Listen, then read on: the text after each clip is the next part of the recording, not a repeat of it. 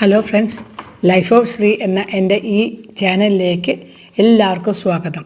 ഈ വീഡിയോ ഞങ്ങളുടെ മാമൂട്ടി ഗണപതിയുടെ പഴയ ഒരു ഉത്സവത്തിൻ്റെ ഓർമ്മ പുതുക്കലാണ്. മേടമാസത്തിൽ 10 ദിവസം ആണ് ഞങ്ങളുടെ ഉത്സവം. പൂജകൾ ചെയ്യുന്നത് ഉപനയനത്തിന് മുന്നേയുള്ള കുട്ടികളാണ്, അതായത് 15 വയസ്സിന് താഴെയുള്ളവർ.